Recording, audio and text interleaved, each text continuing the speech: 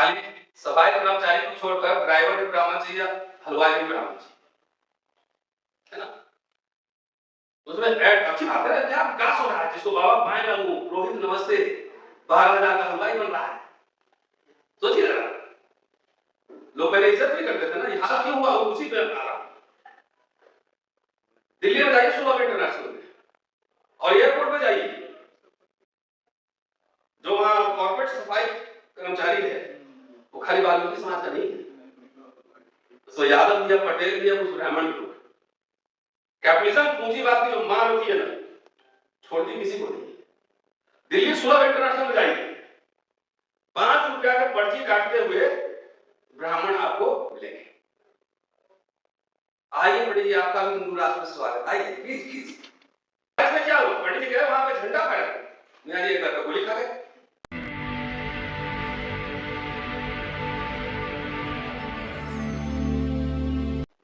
आज मैं दलित इसमें SC/ST OBC पे नहीं बोलना चाहता, आज मैं सोच रहा था कि ब्राह्मण विषय बोलूं। बिल्कुल बहुत बढ़िया, हम ब्राह्मण मामलों में जानकार हैं।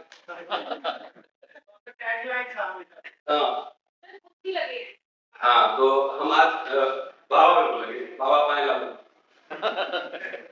भाटी साहब ने जो आंकड़े दिए कि खाली सफाई कर्मचारी को छोड़कर ड्राइवर भी ब्राह्मण चाहिए, हलवाई भी ब्राह्मण चाहिए, है ना। उसमें ऐड अच्छी बात है, क्या विकास हो रहा है, जिसको बाबा पाए ना वो रोहित नमस्ते 12,000 का हलवाई बन रहा है। सोचिए जरा, लोग पहले इज्जत भी करते थे ना, यहाँ क्यों हुआ उसी पे आ रहा। दिल्ली में जाइए सुलभ इंटरनेशनल में और एयरपोर्ट पे जाइए, जो वहां कॉर्पोरेट सफाई कर्मचारी है वो खाली वाल्मीकि समाज का नहीं है, तो यादव भी है, पटेल भी है, कुछ ब्राह्मण भी है। कैपिटलिज्म पूंजीवाद की जो मार होती है ना, छोड़ती किसी को नहीं। दिल्ली सुलभ इंटरनेशनल में जाइए, 5 रुपया का पर्ची काटते हुए ब्राह्मण आपको मिलेंगे। आइए पंडित जी, आपका भी हिंदू राष्ट्र में स्वागत, आइए प्लीज प्लीज, आइए ना। बहराइच में क्या हुआ, पंडित जी गए वहां पे झंडा फहराया, मियां जी एक बार गोली खा गए। अभी बाबा लोग अभी देख रहे हैं, क्रिसमस में जा रहा है तोड़ फोड़ करने, तो कहीं कोई बाबा देखेगा जबरदस्ती कह रहा है कि बाइबल रखाओ, कौन था पता नहीं कौन बाबा था, हनुमान चालीसा पढ़ रहा है, हनुमान चालीसा पढ़वा रहा है। बताइए भाटी साहब, इस ब्राह्मण को समाज अगुवा मानता था, पंडित जी नमस्ते करता था, RSS बजरंग दल उसको अतताई बना रहा है। आइए पंडित जी, स्वागत है आपका हिंदू राष्ट्र। हाल बहुत बुरा होने वाला, आप लोग को लग रहा है कि बाबा राज कर रहे हैं, सब लोग राज पुरोहित नहीं बने। आखिर ऐसा क्या, अब इसके बाद मुस्लिम पे आऊंगा, क्या हुआ कि पंडित जी अब ना दिल्ली में मजदूरी कर रहे हैं, वो इलेक्ट्रिक वाला चला रहे हैं, ई रिक्शा है, और हलवाई का काम करना पड़ेगा, सुलभ इंटरनेशनल में भी जा रहे हैं। क्यों? क्योंकि इनको भी हिंदू राष्ट्र बनाने का कीटाणु का, हिंदू राष्ट्र बनाने का कीटाणु का। ये हिंदू राष्ट्र नहीं है, ये ब्राह्मण का भी राष्ट्र नहीं होगा। सुन लीजिए, सब ब्राह्मण राष्ट्र पुरोहित नहीं बनेगा, ये होगा अडानी का राज, जहां के 15,000 में पंडित जी आपको भी काम करना पड़ेगा। हम लोग दलित हैं, हम लोग पहले क्या 50 साल पहले उठाई नहीं, मजदूरी कर ली, तुम अपना जानो, अपना जानो, बनाना वैसे ही जैसे दलित को पूरा 80 के दशक में दोनों फेनोमेना चला। देखिए स्टार्ट, ब्राह्मण को हिंदू राष्ट्र बनाना है और दलित को हुक्मरान बनना है, दोनों चल रहा है एक साथ, है ना। तो हुक्मरान बनने के चक्कर में सरकारी नौकरी, वजीफा और एडमिशन और स्कॉलरशिप सब कुछ है ना, बोला क्या काम करो ना, तो हुक्मरान करो तो नहीं होगा, तो इसको खत्म करो सब, दोनों पैनल एक साथ। देखिए दूसरी बात, आजादी के बाद एक लंबे समय तक कांग्रेस ने शासन किया, उसका प्राइमरी जो वोट बेस था वो ब्राह्मण, मुस्लिम और दलित, यही था ना। SC/ST OBC politics largely anti Congressism रहा, आजादी के पहले से चल रहा। तो जब हिंदू राष्ट्र संविधान लागू हुआ और 90 तक का दशक आप देखिए, उठा ले 40 वर्ष से जितने public sector unit, university, IITs, medical colleges, every institution was created during that period. ठीक है? अभी कोई नहीं पूछ रहा है कि मोदी साहब ने 10 साल में कितने सेंट्रल यूनिवर्सिटी खोले, खाली नाम बदल रहे हैं। मनरेगा से जी हाँ जी करती 28 नाम बदले जो कांग्रेस की सरकार की योजनाएं। कोई नहीं पूछ रहा है कि मोदी जी ने कितने एम्स बनवाए, कितने IITs खोले, कितने यूनिवर्सिटी खोले। तो बना तो ये मान लीजिए कि उसका सबसे बड़ा बेनिफिशियरी कौन था? इंडियन रिपब्लिक और इंडियन कॉन्स्टिट्यूशन का सबसे बड़ा बेनिफिशियरी ब्राह्मण था, जो कि हिंदू राष्ट्र में मजदूर बन रहा है। हमको टेंशन नहीं पड़ी, आपको भी टेंशन नहीं। मैं एक आंकड़ा दूं, भाटी साहब के गाल से दे रहा हूं,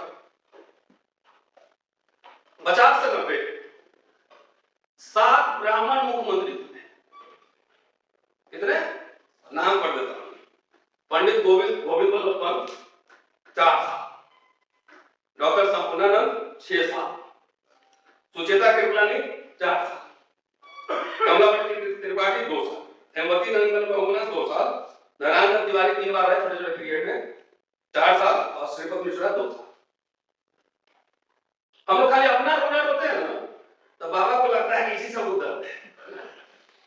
बाबा को यही लगता है ना, अच्छा लग रहा है। बोले पंडित जी अपने पीछे देखो क्या हो रहा है। 7 ब्राह्मण मुख्यमंत्री ने 24 वर्ष राज किया, और सबसे ज्यादा इंदिरा गांधी और ये लोग प्रधानमंत्री थे, और जवाहरलाल नेहरू, राजीव गांधी। आप या अंधभक्त मत बनो, फैक्ट पे बात करो। सबसे ज्यादा पब्लिक सेक्टर जो बना इसी पीरियड में बना। उसका सबसे ज्यादा लाभ किसको मिला? ब्राह्मण को मिला, दलित को मिला, SC/ST को मिला। लेकिन बिना रिजर्वेशन के भी ओबीसी 5-8% आ ही तो रहा था, नहीं आ रहा। ऐसा तो नहीं था कि ओबीसी नौकरी नहीं कर रहा, 5-7-8% तो आ ही रहा था ना ओबीसी।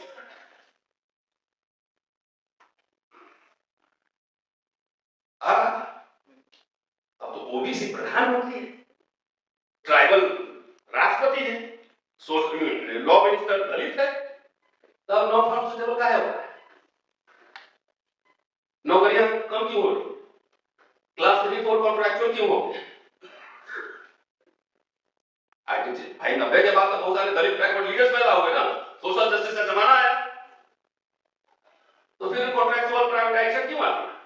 ब्राह्मण जब साथ था उस समय तो पब्लिक सेक्टर बन रहा था, जिसका सबसे ज्यादा लाभ ब्राह्मण समाज को मिला। नहीं चले जाता ऑफिस में त्रिपाठी जी, मिश्रा जी, ठाकुर जी, वाइस चांसलर और वाइस चांसलर्स और प्रोफेसर्स और ब्यूरोक्रेट्स, जजेस। मोदी जी आए तो लैटरल एंट्री लाए। जरा उनका सोशल प्रोफाइल चेक कीजिए तो उसमें कितने ब्राह्मण आए। ये आंकड़े देना इसलिए जरूरी है कि वो आपने अभी राहुल इंदौरी साहब का कहीं किया ना, मुझे याद नहीं, मैं भी पढ़ लेता। तुम पढ़ देना। कहते हैं ना, हाथ में मिसाल लेकर कोयले के खादान में रोशनी नहीं करते। तो आप हाथ में तो मशाल लेकर जो रोशनी करने जा रहे हो, कोयले के खान में आग ही रहेगी जिसमें आप भी भस्म हो। Secular, democratic, socialist, modern, Cambridge educated prime minister Pandit Jawaharlal Nehru. तो रविकांत वाले बात छूट गया, रविकांत उसी से जोड़ देता हूं। रविकांत ने कहा, उसको मैं कोट करता हूं कि ब्राह्मण के हाथ में, ब्राह्मण का प्रतीक जब तक सरस्वती रहती तब तक ब्राह्मण विद्वान बनता। नेहरू ने सरस्वती को प्रतीक माना ना, प्रतीक माना सरस्वती, तो प्रतीक मान के वो साइंटिफिक इंस्टीट्यूशंस खोल रहे थे, IIT, मेडिकल कॉलेज, सिंदरी, तो कहां पूरा बांध बना रहे हैं, ये कर रहे हैं। और RSS ने परशुराम पकड़ा दिया, पड़ता होगा। तो जाके जो भी पंडित लोग सुनेंगे, जरा अपने बच्चों पे नजर रखें कि कहीं आपका बेटा दंगाई तो नहीं बन रहा है। तो एक सेकुलर डेमोक्रेट जवाहरलाल नेहरू ने साइंटिफिक इंस्टीट्यूशन पब्लिक सेक्टर खड़ा किया, और एक राइटिस्ट प्रो कॉर्पोरेट ब्राह्मण प्राइम मिनिस्टर अटल बिहारी वाजपेयी ने छीन लिया। उसके लाभार्थी को नौकरी, सरकारी नौकरी में ब्राह्मण थे तो उसके लाभार्थी तो जो है पेंशन वही ना होंगे दादा। तो पेंशन छीना था खाली हमारा ही छीना, आपका भी छीना ना। ये देखिए, इसीलिए मैंने कहा कि आप लोगों को नहीं समझाऊं। आप लोग समझते ही खाली बढ़िया बढ़िया भागवत बुद्धि वाला सुनते हुए अच्छा लगता है। 10 पढ़ी लिखी हमारी बात सुन लेते तो एक गांव को मोबाइल कर देंगे, आदमी ठीक है, ठीक है ना। सरकारी संस्थान बर्बाद हुआ तो उसके भुगतोगे खाली हम पड़ी।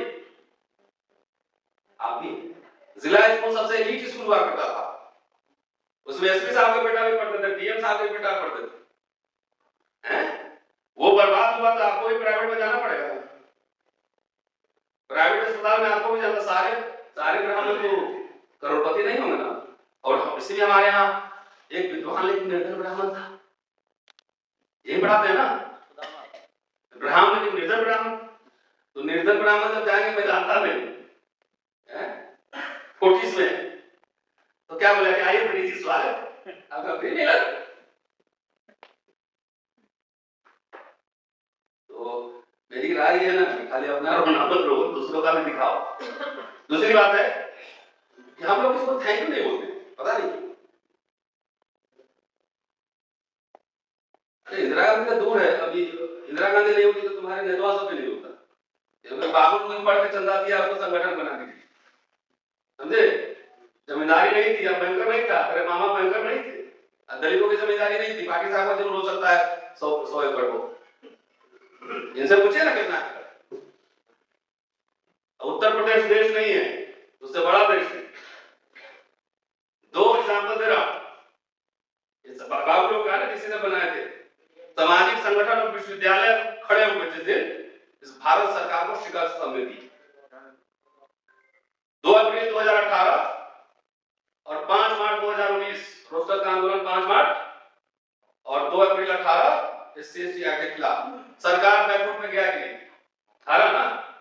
कि बाबू लोग जितना चंदा दिया अरबों खरबों रुपए, उनसे पूछो तो कौन सा नेशनल पॉलिसी बनवाया है, उन्हीं का नौकरी खत्म हो रहा है।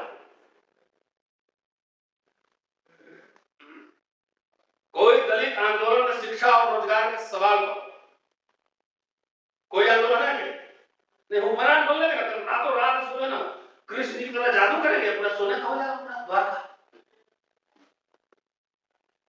राधा के 9 मन तेल हो जाए ना राधा।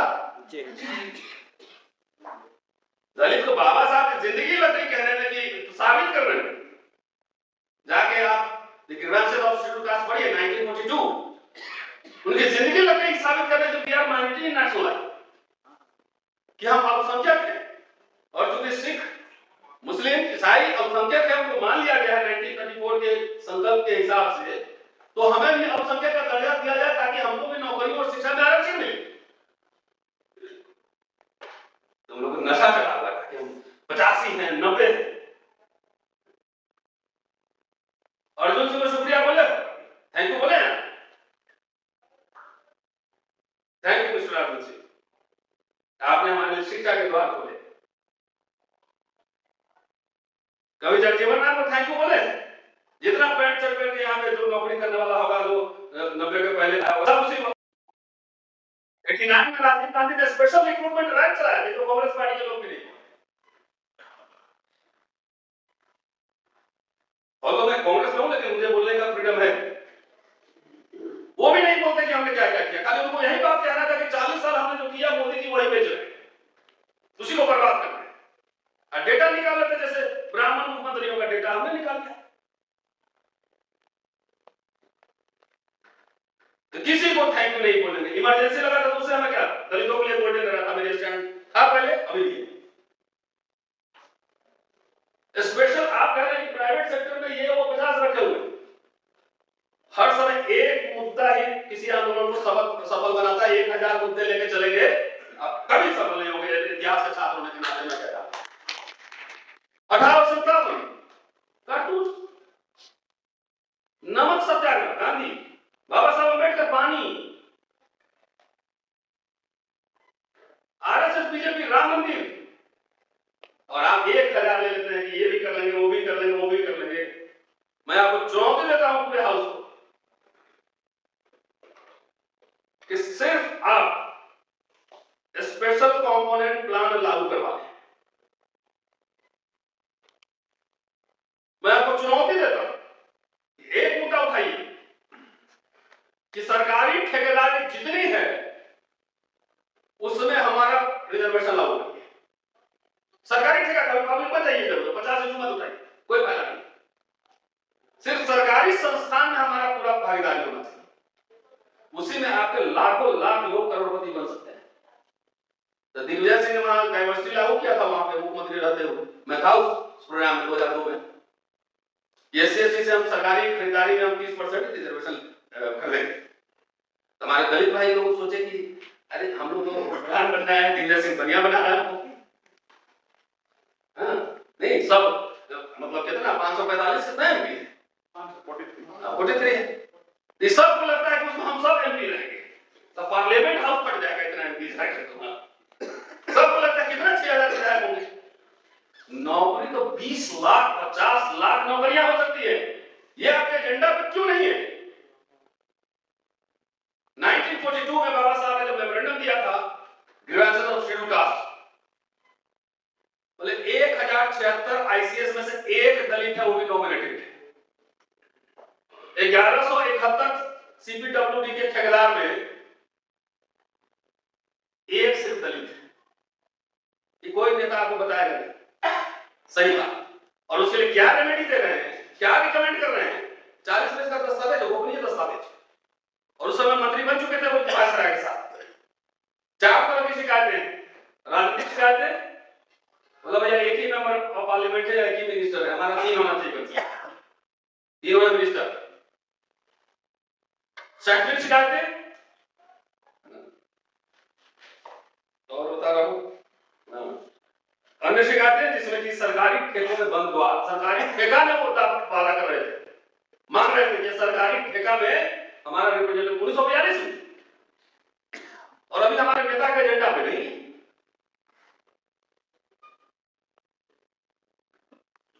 जात के नाम पे वोट दे रहे हैं ना, तो बोलिए कि घोषणा पत्र में शामिल करिए। क्यों नहीं बोलते? क्योंकि सब पर्सनल काम में ज्यादा सेटिंग में इंटरेस्ट रहता है। जाएंगे नेताजी मेरे बच्चा का जो है ना मॉडल स्कूल में करवा दीजिए, हमारा ट्रांसफर करवा दीजिए। कलेक्टिव बार्गेनिंग क्यों नहीं हो रही?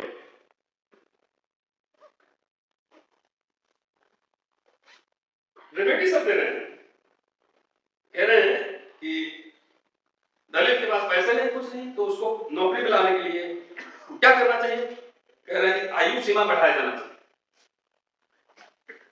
परीक्षा शुल्क में कमी होनी चाहिए, और एक नोडल ऑफिसर, एक अधिकारी नियुक्त करें जो कि देखे कि इसके साथ गड़बड़ नहीं हो। शैक्षणिक शिकायतें में क्या बोले, खाली पॉइंट बोल रहा हूं, आप किताब पढ़ लीजिए। उच्च शिक्षा के लिए सहायता का अभाव, कोई हेल्प नहीं है। अनुसूचित जातियों के लड़कों में उच्च शिक्षा की प्रगति को देखा जाए तो कला और विधि में ठीक ठाक है, विज्ञान और इंजीनियरिंग में शिक्षा ने कोई प्रगति नहीं की है, विदेशी विश्वविद्यालयों में उच्च शिक्षा से पहुंच से बाहर। इसके कई रेमेडी दे कि 2 लाख फंड दिया जाए, बीएचयू एमयू को जैसे 3 लाख दे रहे हैं वैसे हमें भी 3 लाख दिया जाए, तो विदेश पढ़ने जा रहे हैं उनको 2 लाख रुपए का फंड क्रिएट किया जाए। ये क्या है? बहुत सारा डिटेल्स। ये उसके अलावा छात्रवृत्ति की व्यवस्था, निःशुल्क शिक्षा की व्यवस्था, माइनिंग स्कूल में कुछ सीटें रिजर्व करने की बात, सरकारी प्रिंटिंग प्रेस में जो ट्रेनिंग है उसको लगाइए, रेलवे वर्कशॉप में लगाइए ट्रेनिंग, जहां फिटर बढ़ी कई टेक्नीशियन लगाए जाए। ये कह रहे हैं स्टेट एंड माइनॉरिटी, बाबा साहब ने स्टेट सोशलिज्म की बात की थी कि जहां हमें जरूरत होगा वहां प्राइवेट सेक्टर लेंगे, जहां जरूरत होगा हम गवर्नमेंट सेक्टर रखेंगे, है? तो बाबा साहब 56 में डेथ हो गया, तो आप वहां से लेकर 90 तक आइए, फर्स्ट पेज सेकंड पेज का भी एनालिसिस करूंगा कभी और। तो उस बाबा साहब उस विजन को आगे बढ़ाया गया कि पीछे ले जाए? आगे बढ़ाना। 1983 का बाबू जगजीवन राम का भाषण पढ़िए, मद्रास में बाबा साहब अम्बेडकर की जयंती पर गए। उन्होंने कहा कि उन्होंने खाका, जो बाबा साहब ने खाका बनाया था उसमें अभी मांस और रक्त डालना था। उस समय कितने पढ़े लिखे लोग होंगे SC ST में? 1942-43 में तो कह रहे हैं पूरे बॉम्बे प्रोविंस में 400-500 ग्रेजुएट थे। नंबर पे कितना हो गया ना। बाबू जगजीवन राम भाषण में कह रहे हैं कि बाबा साहब ने कंकाल जो बनाया था उसमें मांस और रक्त भी डालना बाकी था, हमने वो काम किया। 1957 में रेलवे में प्रमोशन में रिजर्वेशन बाबू जगजीवन राम ने लागू कर दिया, ये हम नहीं पता होता। मद्रास हाई कोर्ट में केस हुआ, जगजीवन राम हार गए, फिर आए यहां पर सुप्रीम कोर्ट, वहां पे जीते। उसके बाद भी उसी बात में मैं कह रहा कि बाकी सारे डिपार्टमेंट से मैंने कैबिनेट से पूछे बगैर भी मैंने अपॉइंटमेंट्स किए खड़ाले से। जो लोग पुराने लोग होंगे 3-3 नौकरियां मिलती होंगी, वो पोस्ट ऑफिस में, रेलवे में, पुलिस में, कौन सा करो उसमें चॉइस करना होगा। ये सब कुछ नहीं बने भारतीय रिपब्लिक में, गणराज्य में, और संविधान से कुछ नहीं। RSS की भाषा में जो दलित बोल रहा है और जो दलित ये कह रहा है कि 70 साल में कुछ नहीं हुआ, तो समझ लेना RSS के पेपर पे है। जो ये बोले कि बीजेपी कांग्रेस एक है, वो भी RSS से फंडेड है। बाबा साहब ने कैटेगरिकली 1952 के मैनिफेस्टो में ये कहा था कि RSS और हिंदू महासभा जैसे प्रतिक्रियावादी संगठनों के साथ हमारा कोई समझौता नहीं हो। तो फिर हमारे दलित नेता सब RSS बीजेपी से समझौता क्यों करते हैं बाबा साहब का नाम लेकर? ये एहसान फरामोश समाज बैठा हुआ है। जिन लोगों ने आपके लिए कुछ किया उसको कोई थैंक यू भी नहीं हुआ। चाहे VP सिंह हो, अर्जुन सिंह हो, इंदिरा गांधी हो, जगजीवन राम हो, दलित नेता सब फैला दिया कि इंदिरा गांधी भी मनवादी है, नेहरू भी मनवादी है ना, और जगजीवन राम भी चमचे हो गए, सारे सब का चमचे हो गए, सब कुछ हो गए। ये चमचों के पैसे से यहाँ लाइट लगा हुआ है। तो इस समाज सब RSS प्लांटेड है 90%। तो सीधा देखो ना, RSS के मंत्री बना हुआ ना, वैष्णवी से बाबा साहब के नाम लेकर मंत्री बना हुआ। और आप लोग जात के नाम पे उसी सबके पीछे चलते हैं, कहते हैं कि हमको भागीदारी चाहिए। अरे इससे बढ़िया हमको ब्राह्मण मुख्यमंत्री दे दो यार, कम से कम स्कूल कॉलेज यूनिवर्सिटी तो खोलेगा। ऐसा दलित को लेकर क्या करेंगे? रामनाथ कोविंद तो थे ही प्रेसिडेंट, उससे बढ़िया एक सेकुलर ब्राह्मण ले लेके ज्यादा बढ़िया है। वो सामने दोनों पैनल मैंने रख दिया आपके सामने। दलित है, दलित पिछड़ा नेता की कमी है। जहां मारो, जहां जिला मारो तो 4-5 दलित पिछड़ा नेता को हो जाएगा कट। उससे बढ़िया ब्राह्मण है तो ठीक है ना, विश्वविद्यालय खोले, हमें कंपोनेंट प्लान दे, SC ST OBC के हजारों बच्चों को विदेश पढ़ने के लिए भेजे। तो आपको भी आपके जाकर नेता लोगों ने गुलाम समझ लिया। ये सब गुलाम है, फ्री का होता है। जो सवाल समाज नहीं उठाएगा तो कहां से मिलेगा? कुछ नहीं मिलेगा। सवाल हमने 2 बार उठाया, तो एग्जांपल दे दिए। किसानों ने सवाल उठाया, सरकार हिला दिया। ठीक है ना साहब, ज्यादा हो गया आज के लिए। बच्चों को कायर नहीं बनाना है और बिजनेसमैन भी बनाना है, इंटेलेक्चुअल भी तैयार करना है। सब लोग जाके अब एक जनरेशन आप लोग नौकरी करके देख लिए ना, रिजर्वेशन से नौकरी कर सकते हैं, लेकिन रीढ़ चौड़ा होकर नौकरी करेंगे तो मेरा हाल होगा। कोई दलित में इतना हिम्मत नहीं होता है सीना चौड़ा खड़ा करके अब नौकरी कर ले पूरे करियर में। मैं जानता हूँ बहुत सारा IAS IPS DGP सब जानता हूँ, किसी मंत्री की हिम्मत नहीं। तो हमारे पास इंडियन एक्सप्रेस में लिखने वाले लोग भी नहीं है, कौन है? तो यूट्यूब वाला सब ये लोग है, इसको बिना सपोर्ट सिस्टम के लोग काम करते हैं।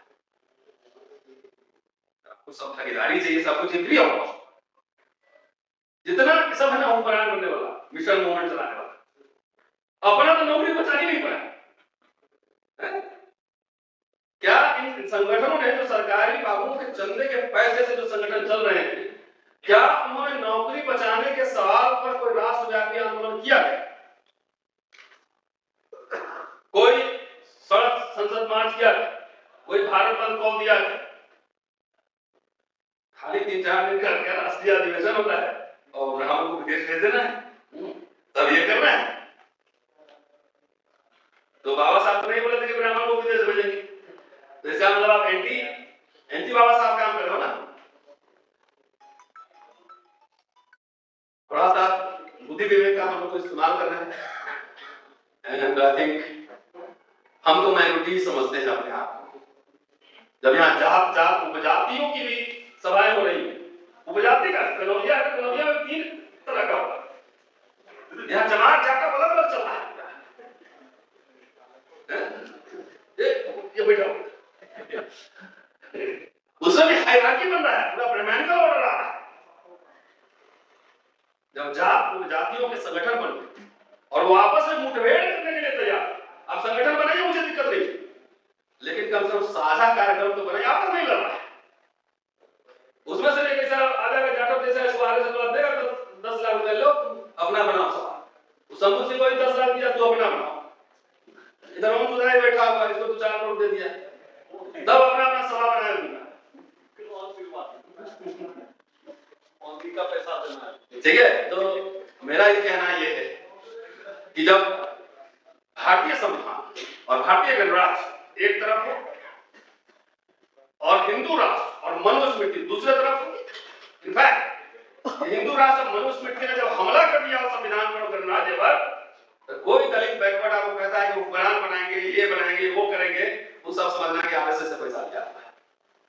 अभी सबसे पहले जरूरत है जो संविधान, संवैधानिक मूल्य, सार्वजनिक संस्थाएं, भारतीय गणराज्य, उसको बचाने के लिए। और जब यहाँ पे बीजेपी अकेले चुनाव नहीं लड़ सकती तो बाकी सब अलग अलग चुनाव लड़ो, तो समझ में नहीं आ रहा क्या करना है। 9वीं क्लास का बच्चा भी बता देगा कि इसको मदद कर रहा है। तो जब ये सब हो तो कोई रिसर्चेबल आदमी को जिसको अपने हक हकूक, अपने बच्चों को भविष्य में भविष्य के लिए चिंतित है, तो सीधा और सीधा हुक्कुराम बनने के चक्कर में न रहे, भारतीय संविधान और भारतीय गणराज्य के पक्ष में खड़ा हो। और अगर मेरा नाते रिश्तेदार भाई भी अगर हिंदू राष्ट्र और मनुस्मृति के साथ रहेगा, मैं उसका भी सामूहिक विरोध करूंगा। ये कन्विक्शन होना चाहिए, तभी कुछ मिलने वाला। अदरवाइज 1000 इशू मत लीजिए, एक ही इशू रखिए, को हेल्प कीजिए। लोहा गर्म में मार दो, लोहा को इतना पीटेंगे उसको लाल कर देंगे। ये एटीट्यूड रहेगा ना, तब आप जीत पाइएगा, नहीं तो नहीं जीत पाइएगा।